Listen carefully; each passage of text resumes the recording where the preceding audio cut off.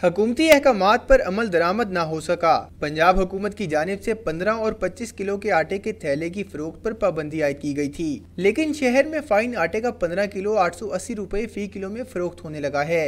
15 kilo वाला super fine के नाम पर ना वो मिलों वाले बनाकर, मिलों वाले भी सही हैं, वो कहते हैं हमने प्राइवेट बाजार से महंगी कदम लेनी है, उस हिसाब से हमें ये वारा खाता है। खरीदारों को शिकायत है कि महंगाई कंट्रोल करने में हुकूमत की कोई रेट दिखाई देती है, ना ही कोई वाजिया पॉलिसी।